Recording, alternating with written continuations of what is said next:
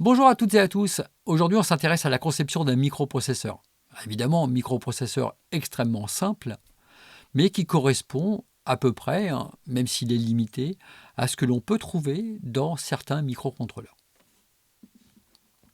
Alors, dans cette première vidéo, je vous propose le cahier des charges. Dans la seconde, on s'intéressera au jeu d'instructions. Et dans la troisième, on verra comment élaborer l'architecture interne de ce microprocesseur. Alors ce microprocesseur, il s'intègre dans une structure plus générale, dans un système. Et ce système comporte donc le microprocesseur qui nous intéresse. Ce microprocesseur, que j'ai qualifié de processeur IUT, parce qu'il s'agit là d'une activité que l'on réalise à l'IUT, dispose donc de 16 registres internes. Alors ces registres sont nommés R0 à R15, et ils sont codés sur 8 bits. Ça signifiera que les calculs que nous allons réaliser dans ce microprocesseur sont des calculs sur 8 bits. Les instructions, elles, sont codées sur 16 bits. On verra dans le détail comment elles sont effectivement codées. On va disposer de 3 ports d'entrée. Donc vous voyez que ce microprocesseur, finalement, c'est un petit microcontrôleur en quelque sorte.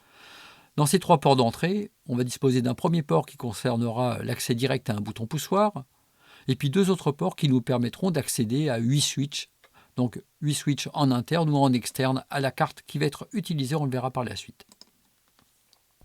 On disposera également de 4 ports de sortie, 2 ports pour accéder séparément aux 2 LED, et puis 2 ports pour accéder séparément à 2 afficheurs 7 segments, avec la possibilité pour chacun des ports d'afficher la valeur du port sur 8 bits en hexadécimal sur 2 afficheurs pour chacun des ports.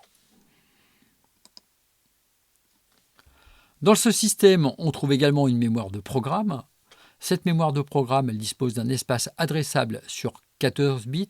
Bon, ça veut dire théoriquement la possibilité de coder des programmes sur 16 kilooctets. Alors, 16 kilomots, puisque chaque instruction est codée sur 16 bits. La programmation se fera en assembleur. On va intégrer un contrôleur d'exécution dans ce microcontrôleur, dans ce système complet, avec la possibilité de passer d'un mode continu à un mode pas à pas pour l'exécution du programme. Et on disposera donc d'un bouton poussoir qui nous permettra de choisir d'avancer en pas à pas lorsque le mode pas à pas aura été sélectionné. Enfin, on dispose d'un système d'affichage qui nous permet d'afficher différentes informations. Dans le mode dit mode 0, on affichera un affichage de test, les chiffres 0, 1, 2, 3 sur les 4 afficheurs 7 segments de la carte de développement. Dans le mode 1, on affichera l'adresse de la prochaine instruction à exécuter. Dans le mode 2, on affichera le code de l'instruction en cours d'exécution. Et dans le mode 3, on va pouvoir afficher la valeur des 2 ports dont j'ai déjà parlé tout à l'heure. Alors tout ça, ça va être réalisé avec le logiciel de conception Xilinx ISE. Ce pourrait tout à fait être réalisé avec d'autres logiciels du même type, comme Intel Quartus par exemple, ou encore Xilinx Vivado. Donc si on détaille un petit peu l'utilisation des différents éléments de la carte, qui ici est une Diginent Basis 2, cette carte dispose d'un premier bouton poussoir ici que nous allons pouvoir utiliser pour choisir le mode d'exécution, continu ou pas à pas. Le mode sera affiché sur la LED LD2. Donc lorsque la LED LD2 sera allumée, ça signifiera que nous sommes en mode pas à pas. Et l'exécution pas à pas sera réalisée par des pressions sur le bouton poussoir BTN2. Les LED LD3 et LD4 permettront d'afficher à quel endroit du cycle d'exécution d'une instruction on se situera. Effectivement, l'exécution d'une instruction sera réalisée par l'intermédiaire d'une machine à état. On va décomposer l'exécution d'une instruction en 4 étapes. Et c'est donc le numéro de l'étape dans laquelle on se situe qui sera affiché sur ces 2 LED LD4, LD3. Le mode d'affichage, je l'ai évoqué tout à l'heure. Donc le bouton poussoir qui permet de changer le mode d'affichage se trouve ici. Le numéro du mode sélectionné est affiché sur les LED LD1, LD0. Et sur les afficheurs, eh bien, on trouve ce qui a déjà été évoqué tout à l'heure.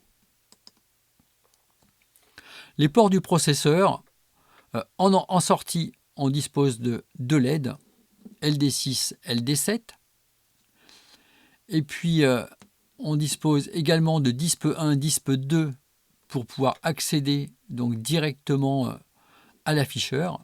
Donc là, on en a parlé tout à l'heure sur le mode d'affichage qui était le mode 1.1 ou encore 3 en décimale, qui nous permet donc d'afficher en hexadécimal la valeur de deux ports du microprocesseur.